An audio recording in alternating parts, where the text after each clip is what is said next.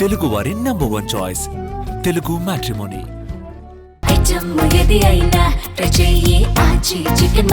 ఆచి చికెన్ మసాలా. అది రౌండ్ టేబులా లేక రావణ్ టేబులా? ఈ టైటిల్ ఎందుకు పెట్టాను అనేది మీరు వీడియో చివరి వరకు స్కిప్ చేయకుండా చూడండి, ఎందుకు అనేది క్లియర్గా అర్థమవుతుంది. ఇక వివరాల్లోకి వెళ్ళినట్లయితే, నిన్న విజయవాడలో ఒక రౌండ్ టేబుల్ సమావేశం నిర్వహించారు.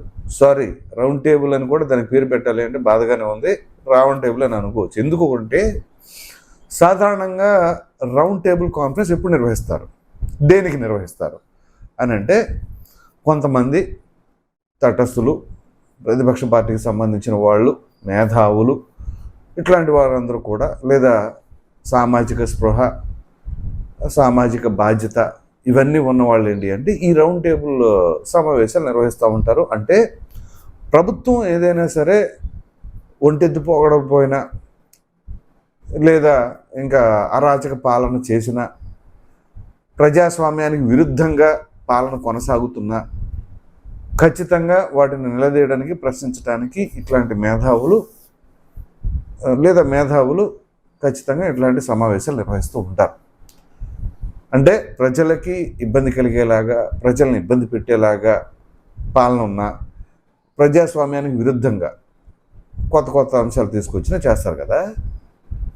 సో ఇప్పుడు ఒక వ్యక్తి గురించి ఈ రౌండ్ టేబుల్ జరిగిందండి. అది రౌండ్ టేబుల్ అనకుండా రావణ్ టేబుల్ అని నేను ఎందుకు అంటున్నానంటే, కేవలం ఒక వ్యక్తి గురించి నిన్న హేమహేమీలు అక్కడ కాన్ఫరెన్స్, ఆ సమావేశంలో ఉన్నారు.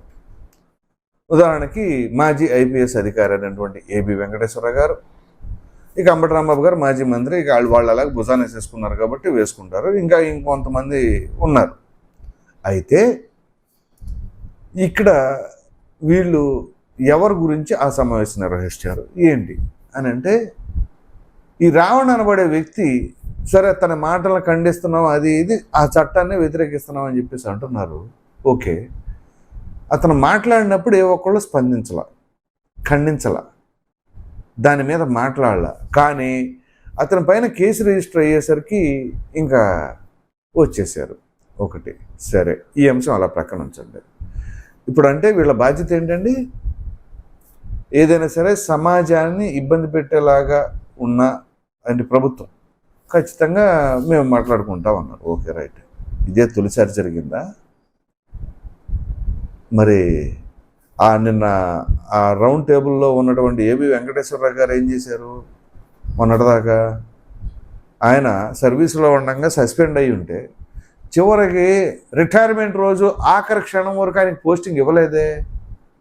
మరి అప్పుడు ఎవరు ఏం మాట్లాడాల? అయినా ఏబి వెంకటేశ్వర గారు నిన్న దాంట్లో ఉన్నారు. సరే, అది తన వ్యక్తిగతం, తన ఏదో బాధ్యత అనుకుని ఉండవచ్చు. సరే, ఇప్పుడు ఈ ఉన్న వాళ్ళందరికీ నేను గట్టిగానే అడుగుతున్నాను, జగన్మోహన్ రెడ్డి గారు అధికారంలో ఉండగా అరాచకాలు ఏమి జరగలేదా? ఎందుకు నిర్వహించాల ఒక రౌండ్ టేబుల్ కాన్ఫరెన్స్ కూడా? ఫర్ ఎగ్జాంపుల్, మీకు ఈ ఎవరిది వీధి సుబ్రహ్మణ్యం, డ్రైవర్ సుబ్రహ్మణ్యం, అతని హత్య కేసుకు సంబంధించిన దాంట్లో అంత దారుణంగా ఇదిగా ప్రవర్తించిన, ఏం చేసినా ప్రభుత్వం చేమకుట్టినట్టు కూడా వ్యవహరించాల. ఎందుకని అక్కడ దానిపైన నిర్వహించాల? డాక్టర్ సుధాకర్ ఒక డాక్టర్ అండి, వెల్ ఎడ్యుకేటెడ్ గై. అటువంటి ఆయన మాస్క్ అడిగిన పాపానికి ఆయన్ని ఎన్ని హింసలు పెట్టారు, ఎన్ని ఇబ్బందులు పెట్టారు, చివరికి ఆయన ప్రాణాలు కోల్పోయేలాగా చేశారు.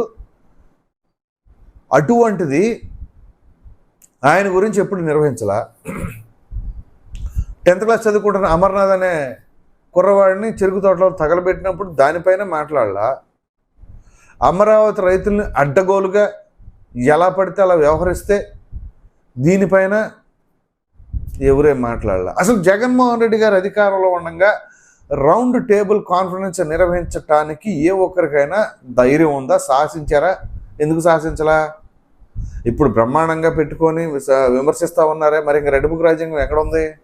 అంటే వీళ్ళు సమర్థిస్తున్నానని కాదు, అఫ్కోర్స్ వీళ్ళల్లో ఏవే విమర్శించాల్సి ఉన్నాయో ఖచ్చితంగా విమర్శిద్దాం. కానీ ఇప్పుడు నిన్న ప్రెస్ మీట్ పెట్టి, కాన్ఫరెన్స్ పెట్టుకొని రౌండ్ టేబుల్ అని దాన్ని రావణ్ టేబుల్ లాగా చేసి, అసలు మీరు ఇంక వేరే వాటి గురించి పెట్టండి, ఖచ్చితంగా దానిని అప్రిషియేట్ చేయొచ్చు. ఎవడో ఒకడో ఎలా పడితే అలాగా మన మతాలని కించపరిచేలాగా మాట్లాడాలి, సమాజంలో అస్థిరతను క్రియేట్ చేసే ఒక నీచుడు కోసం ప్రెస్ మీట్లు కాన్ఫరెన్స్లు పెడుతున్నారు అని అంటే నిజంగా చాలా బాధాకరంగా ఉంది అని చెప్పేసి, ఇది నాట్ ఓన్లీ మై ఒపీనియన్, చాలామంది నేను నిన్న పబ్లిక్గా ఉన్నప్పుడు వాళ్ళతో మాట్లాడుతున్నప్పుడు వాళ్ళు మాట్లాడుతున్నారు, ఏంటండి వీళ్ళందరూ ఎలా మాట్లాడుతున్నారు ఏంటి అని చెప్పేసి చర్చించుకుంటున్నారు. సో మీరు నిజంగా ఇంక వేరే గుడ్ కాజ్ కోసం అయితే చేయండి. పోయి వాడా రావణ్ అనేవాడి కోసమా? దానికి తగినట్టు అంబటి రాంబాబు ఏం మాట్లాడుతున్నారండి నిన్న? రావణ్ అనేవాడు గెలిచి తీరుతాడా? తీయండి, ఏ చరిత్రలో గెలుస్తాడు చూద్దాం. ఆనాడు రామాయణంలో గెలిచాడా రావణు? ఇంకా వీళ్ళు రావణ్ పక్కన ఉంటున్నారు. అసలు ఆ రావణ్ అనేవాడు ఏం మాట్లాడాలో అర్థం కావట్లేదు. వీళ్ళు తీసుకుంటున్న నిర్ణయాలకి రావణ్ గెలుస్తాడంట. అది ఏంటి దాని ఉద్దేశం? రామాయణాన్ని మీరు ఏమన్నా మార్చాలి అనే ఉద్దేశంతో మాట్లాడుతున్నారా, లేకపోతే కేవలం ఈ రావణ దృష్టిలోనే పెట్టుకుని ఉంటున్నారా? ఈ రావణ ఆ రామాయణాన్ని దృష్టిలో పెట్టుకుని మాట్లాడుతున్నారా? అలా అంబటి రాంబాబు గారు మీరు చాలా కన్స్ట్రక్టివ్గా మాట్లాడేవాళ్ళు, అటువంటి వారు ఎందుకో ఈ రావణ్ ఎపిసోడ్లోకి వచ్చేసరికి మొత్తం ఉల్టాపల్టా అయిపోయింది. మీరేమో జగన్మోహన్ రెడ్డి గారు చెప్పమన్నారంటారు, కొడాలని ఏమో మాకేం సంబంధం లేదంటాడు, కాకాని గోవర్ధన్ రెడ్డి మాకేం సంబంధం, పెద్దిరెడ్డి మాకేం సంబంధం అంటే, మళ్ళీ నిన్న పొనవోలు సుధాకర్ రెడ్డి వచ్చాం గన్నవరం కోర్టు, ఇలా ఒకదాని తర్వాత ఒకటి అన్నీ వస్తూ ఉంటే ఇక నిన్న ఓపెన్ అయిపోయారేమో. ఇక ఎట్లాగ పొనవోలు వచ్చేసాడు, ఏమైపోయింది, ఏదైతే అదైంది దిగిపోదాం అనుకున్నారో. మరి రాసి పెట్టుకోండి, మావిగా ఎంత దెబ్బ కొట్టిందో ఈ కాస్తో కోస్తో అడుగో బొడుగో ఏమైనా మిగిలితే ఆ మిగిలిన దాన్ని కూడా రావణ్ వల్ల పోగొట్టుకున్నారు మీరు. ఇక ఎందుకంటే నిజంగా మీరు అధికారంలో ఉండగా ఏం చేశారండి? ఎంతమందిని ఎన్ని రకాలుగా, అరే పోస్ట్ పెట్టిన రంగనాయకమ్మ గారిని, పోస్ట్ పెడతాం కూడా కదా, ఫార్వర్డ్ చేసిన రంగనాయకమ్మ గారిని ఎంత ఇబ్బంది పెట్టారు. అప్పుడు ఏమైనా కనీసం రౌండ్ టేబుల్లో ఇదన్నారా? లేదే. సీనియర్ జర్నలిస్ట్ అంకంబాబు గారిని, ఆయన్ని ఒక పోస్ట్ ఫార్వర్డ్ చేసినందుకు ఆయన్ని అసలు లుంగి బనీయన్ మీద తీసుకెళ్ళిపోయారే. దాని మీద ఏమన్నా రౌండ్ టేబుల్ కాన్ఫరెన్స్ పెట్టారా? అబ్బే అదేం పెట్టలా. అరే సెంట్రల్ అడ్మినిస్ట్రేటివ్ ట్రిబ్యునల్ అండి 2 సార్లు చెప్పింది ఏబి వెంకటేశ్వర గారికి పోస్టింగ్ ఇవ్వమని ప్రభుత్వానికి, అయినా ఇవ్వలేదే. కానీ ఏబి వెంకటేశ్వర గారు అక్కడ ఉంటారు చక్కగా అంబటి రాంబాబు గారితో వీళ్ళందరితో చక్కగా బ్రహ్మాండంగా కలిసిపోయి ఉండేసరికి నిన్న చాలామందికి షాకింగ్ ఆ కాన్ఫరెన్స్. వారిని రావణ్ టేబుల్ కాన్ఫరెన్స్ నిర్వహించేశారు వీళ్ళు అక్కడికి వెళ్ళిపోయి అని నేను చెప్పేశాను. మొన్న ప్రెస్ మీట్ పెట్టారు, నిన్న కాన్ఫరెన్స్, ఇంక రేపు నిరసన చేస్తారేమో రోడ్ల మీదకి వచ్చి వీళ్ళు. సరే ఎనీహావ్, కానీ ఇది చాలామందికి విస్మయానికి గురి చేసింది. ఏంటి వీళ్ళు ఇలా వ్యవహరిస్తున్నారని చెప్పేసి. సరే అంబటి రాంబాబు అంటారా, వాళ్ళ పార్టీయే బుసాన్ వేసుకుంది కూడా వాళ్ళకి తప్పదనుకోండి, కానీ ఒక ఇట్లాంటి వ్యక్తి కోసం మాత్రం అసలు అది ఏమాత్రం కూడా ఇది లేదు. నిజంగా అతని పేరేంటి, కోడికత్తి సీను, జనపల్లి శ్రీనివాస్, 5 సంవత్సరాల పాటు జైలు జీవితం 4 గోడల మధ్య ఉండిపోయాడు ఆ కుర్రోడు. ఎందుకు ఇరుక్కున్నాడు? జగన్మోహన్ రెడ్డి సాక్షిగా వచ్చి అక్కడ కోర్టులో సాక్షిగా చెప్పమంటే, ప్రవేశపెట్టమంటే ఆయన రానున్నారా? అతను వచ్చి ఉంటే, జగన్మోహన్ రెడ్డి గారు వచ్చి ఉంటే అతను బెయిల్ వచ్చేసేది. బెయిల్ రాకూడదు. జనవాణి ఏదో కార్యక్రమాన్ని పెట్టేవాళ్ళు అప్పుడు, స్పందన కార్యక్రమానికి తన తల్లి తన సోదరుడు వెళ్ళినా కానీ ఎటువంటి స్పందన లేకుండా పోయింది.